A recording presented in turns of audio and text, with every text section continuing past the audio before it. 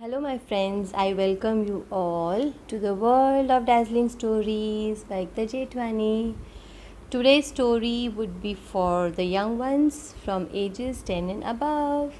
Anybody can listen to it, adults as well. The story says, Hello, my little friends. How are you all? I hope you are doing good and staying safe. I welcome you all to the world of dazzling stories by the Jetwani. Today's story is for the youngsters, the preteens and the teenagers, and of course for adults. आज से हम एक book read start करेंगे. That is the torch bearers. Right, will go section by section. पूरा एक video में नहीं होगा. This would take long videos. So be patient, have a cup of coffee or a glass of water and keep listening to the story The Torch Bearers by A.B. Majumdar. Okay, first let's read the preview. The gods are dead. This will happen like any bored 11-year-old with an imagination. Prem makes fantastic wishes. So when his father drags him to a monsoon-laced Mumbai, Prem knows it's futile to dream of home. Instead, he wishes for a genie, a dragon and some superpowers. What he certainly doesn't wish for is a quest to save the gods who are on the brink of extinction. He finds that the gods' last hope lies in the hands of those who channel the mysterious powers of the Vedas. Caught in a cosmic crossfire with a talking fish, some inventive monkeys, and a few unexpected allies, Prem learns of his true identity as a torchbearer.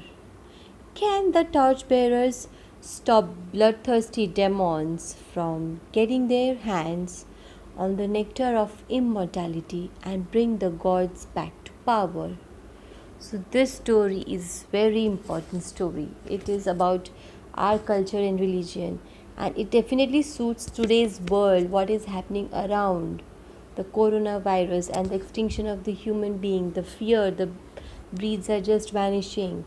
It's why it is happening. So let's read. Part 1 of this book is called as Ignition. Ignition is the spark. आपके अंदर कोई चीज़ से spark जगता है. That is ignition. So let's read the chapter 1 today. An unwished for fish. Like any 11-year-old with an imagination, Prem Tripathi made fantastic wishes, especially when he was bored. And he had been bored a lot lately.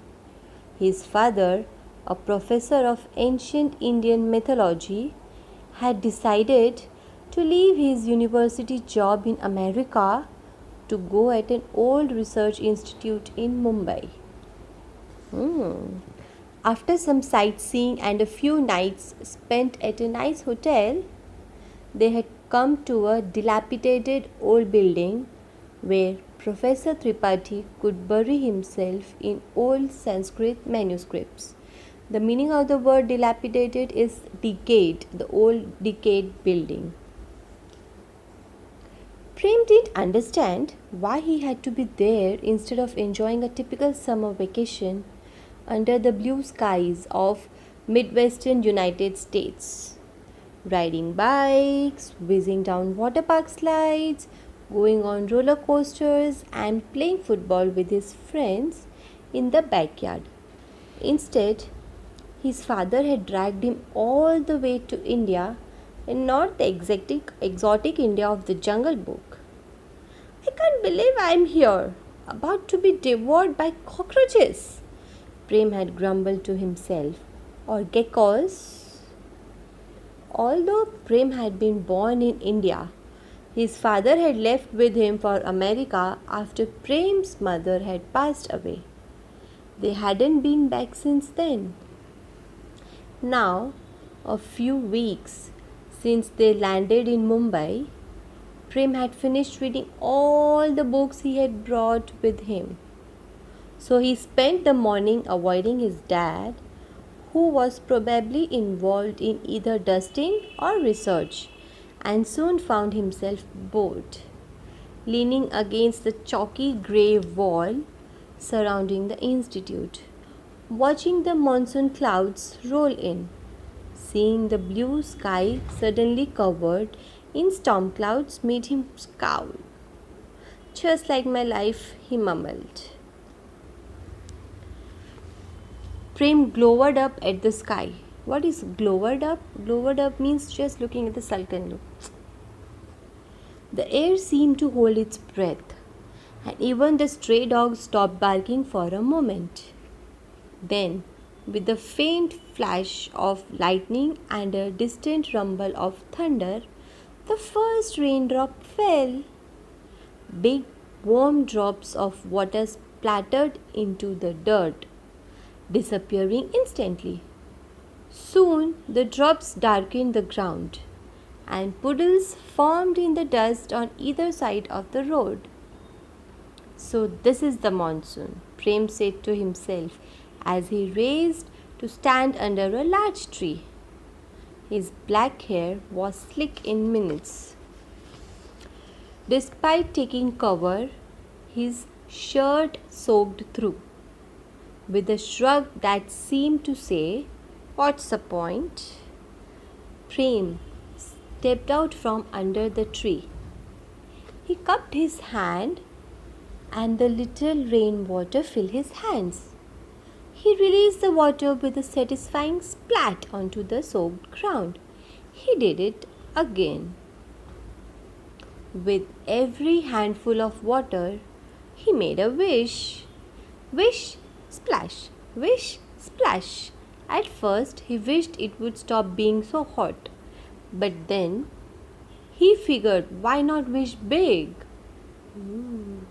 So, Prem wished for a letter by owl post, ideally from Hogwarts, but any decent wizarding school would do. Wish, splash.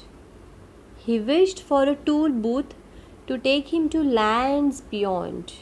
Wish, splash. Rabbit hole, wish, splash. Genie, splash. Dragon, splash. Hot air balloon, splash. Superpowers, splash. Anything that would break the string of boring days. Splash. Anything that would lead to adventure. Splash.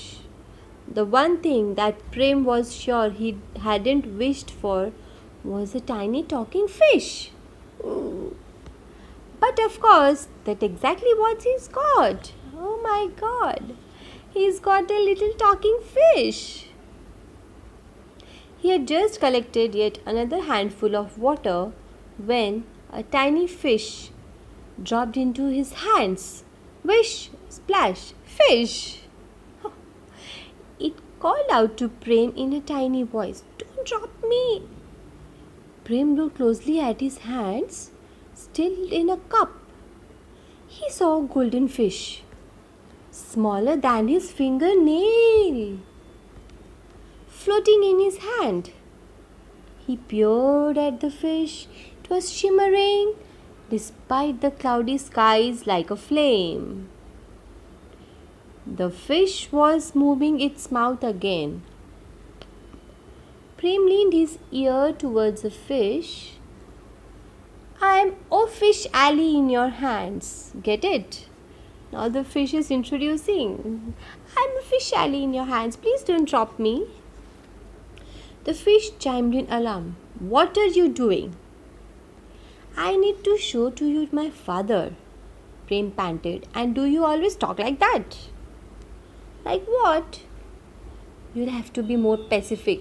Instead of specific, the fish is saying Pacific. Wow! Actually, I come from the open ocean.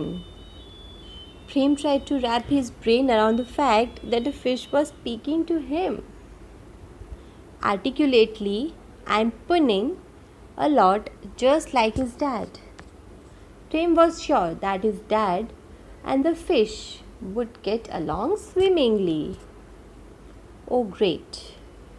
Now he was doing it too. Forgetting that he wasn't speaking to his father, Prem shoved open the door to his father's makeshift office. Dad! Professor Tripathi was hunched over several dusty books, a magnifying glass in his hand, a notebook in the other, and, as evidenced by his mumbling, a pencil between his teeth. Son. Dad, Professor Tripathi raised the magnifying glass to silence Prem. Recite the words Asato Ma. Prem recited Asato Ma Sadgamaya, Tamaso Ma Jyotirgamaya, Mrityur Ma Amrutam Gamaya. Now can you look? Now the translation means Prem sighed. This was clearly a bad time. He began to translate, stepping backwards with each syllable. From untruth, lead me to truth. From darkness, lead me to light. From death, lead me to immortality. The professor exclaimed and hunched even further over the desk. Prem slipped out of the door and tiptoed down the stairs. He looked down at the fish. Then he gaped in surprise. Did you just grow? The fish had been a tiny fingernail-sized creature just 5 minutes ago, and now it was the size of his index finger. It must be the vitamin C, you see, holy fish. The expression you are searching for is holy fish, because that is what I am. The fish was flipping delightedly now. Prem walked towards the door again. Where are you taking me? The fish now filled Prem's hands. I can't survive out there. I'm ready to clam up, I swear. Just put me in your water bottle or something. Prem looked at the water bottle hanging from his belt loop. I don't think so. I can't drink the water here. I am from America. Do you know where it is? Haven't visited yet, but I'm sure it's very nice. The fish offered politely. I promise I won't sully your water. Prem snorted in disbelief. Hang on, I'll find something. How can I hang on? I am a fish. I mean, hold up. Fins are fine, but not for holding. The fish waved his fins frantically. Okay then, sit tight. Prem was smiling now. That's it. I'm finished with this conversation. The fish swished, pouting. Prem laughed. He had made his way into the makeshift kitchen, and then he shifted the fish to one glass cup palm. Despite the fish's frantic protest, then he took one of the glasses, filled it up with water, and eased the fish into the glass. So, what do I do now? Babysit, or rather fish sit you? Now the Prem is asking the fish, I should sit here and watch you like a babysitter. Actually, you'll have to human walk me to the nearest puddle. As you can see, I am ready to expand my horizons once again. Prem couldn't believe it. The fish was bigger, nearly filling the glass. Okay, I'm sure I can find a puddle. It's still raining cats and dogs. Cats and dogs where? Relax, it's just an idiom. What did you call me? Never mind. Let's go find a puddle. Prem walked out of the front door and towards the front gate. A bunch of boys, about Prem's age, were walking by the gate. They were eating something out of a bag, passing it among themselves. The last boy tilted his head back and emptied the crumbs into his mouth. Then he balled up the bag and threw it over the gate. Prem had seen litter on the streets in many parts of the city. But it was worse to see littering in action. He picked up the bag and threw it back at the boy. Hey, this isn't a trash can, he called. One of the boys stepped forward. He was wearing a black baseball cap with Adidas written on it. Under Adidas was a Nike swoosh. Adidas swoosh! Boy deliberately stepped on the bag. It squelched in the mud. Oi Chotu, he called to the smallest boy in the group. Take this piece of trash and throw it at that piece of. He stopped, squinting through the rain. Arre Koshal, what are you doing here? Does your Bhoot family live in that haunted place? Kushal, I'm not Kushal. Clearly, the boys had mistaken Prem for someone else. Someone they hated, apparently. Or maybe they just wanted a reason to mess with him. Prem walked towards them, holding the glass carefully. He wasn't going to let this go. Stop littering, you morons, he said, kicking the trash bag out under the gate. Prem was so focused on his aim that he didn't see one of the boys reach through the gate and take the glass out of his hand. Oh, इसमें तो मछली है, he called to the gang.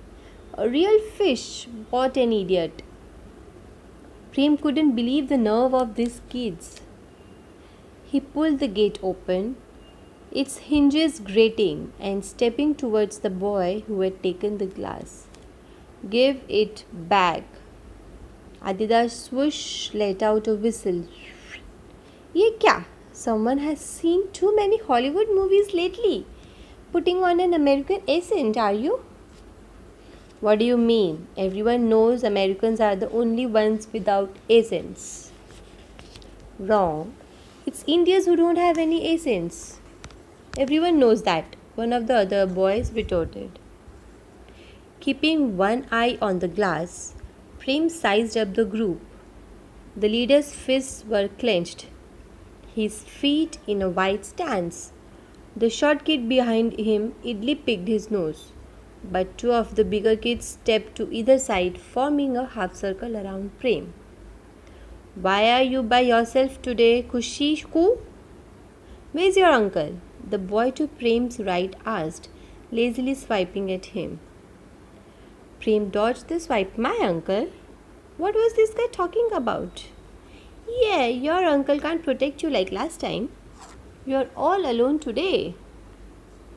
The fish bubbled indignant. He's not alone. I'm with him. And you get your grubby hands off my glass. The boy holding the glass tilted his head to one side. It looks like fish is talking something. Like this. He puckered his cheeks, bugged out his eyes, and opened and closed his mouth rapidly. The gang laughed, slapping him on the back. Then each of them did the impression in turn. I did not look like that, the fish sputtered. I am not a codfish, I am a godfish. Prem had been waiting for such a moment. He swiped the glass from the laughing kid's hand and ran towards the closest street corner. The fish went from indignant to alert in a moment. Turn left around this corner. Then another quick left. There is an empty shop there. Prem obeyed. He came to the empty shop and ducked inside.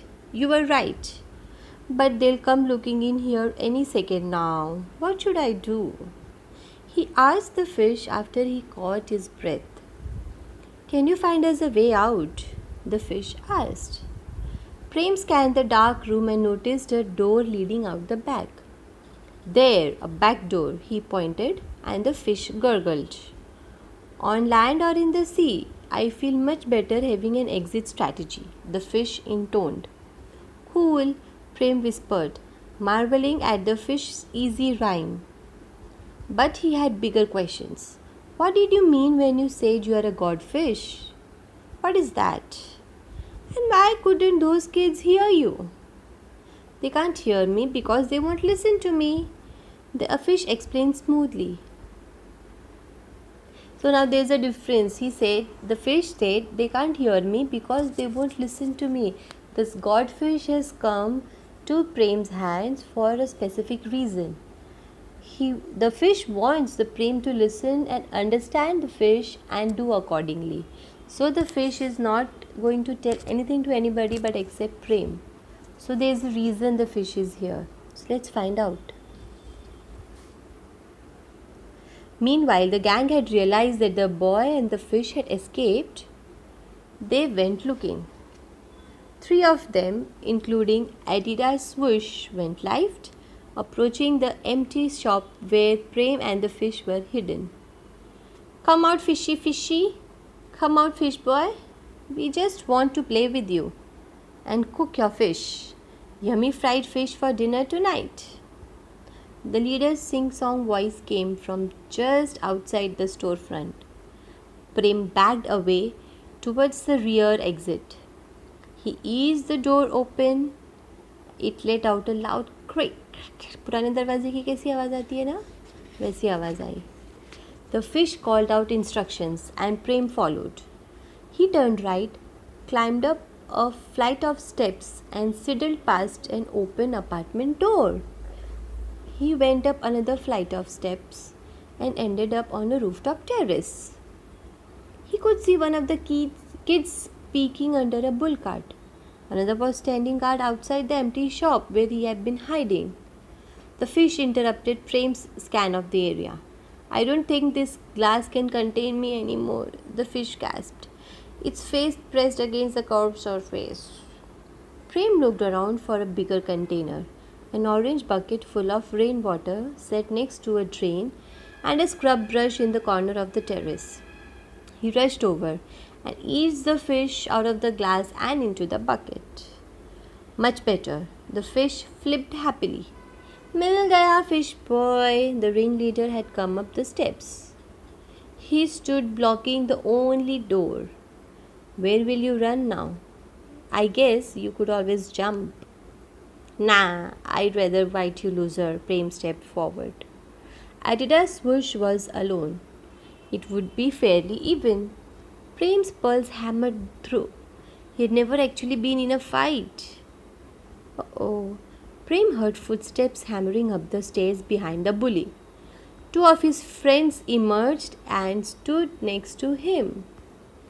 Prem looked up to see a clothesline attached to the wall above the bucket. The clothesline ran to the high-rise on the other side of the street, and he had metal hooks hanging off it. Prem eyed the hooks, but he didn't want to have to do anything desperate. Maybe they'd punch him a couple of times and leave. One of the boys handed Adidas Swoosh a cricket bat. He brandished it menacingly. Brandish matlab flourished. He flourished it threateningly. Threatening it was. "Well, now I'm desperate," thought Prem. He picked up the bucket, snagged its handle on the metal hook, and then ran towards the edge of the terrace, pulling the bucket along the clothesline. Lazily, the boys walked towards him. "Where are you going to go now, fish boy?" Prem hoisted one leg up on the wall. He brought the other leg up and stood on the wall, clutching the bucket. He hesitated. There was no way the clothesline would hold his weight. The fish raised itself halfway out of the bucket. Its fins began to flap. "I've always wanted to be a flying fish," it gushed. Prem looked doubtfully at the fish. "It would take a miracle to get us across." "Miracles are my specialty," said the fish.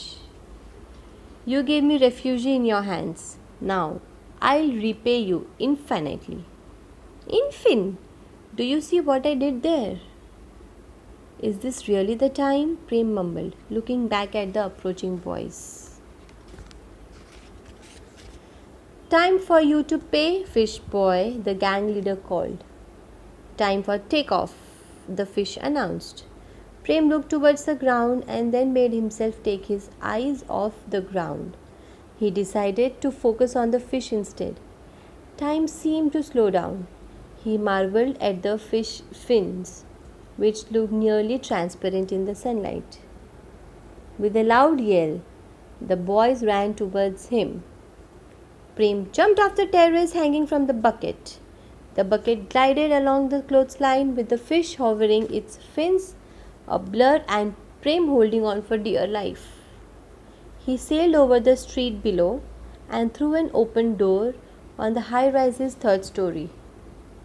Prem had slammed into someone, both ending up sprawled on the floor. When he opened his eyes, he was looking at a spitting image of himself. So guys, we'll continue in the next video, chapter 2 of part 1 Ignition. I hope you are liking it. Let's continue this story for the next video. Until then, keep reading, keep listening, keep liking my video. Do subscribe to my channel. Love you all. Take care.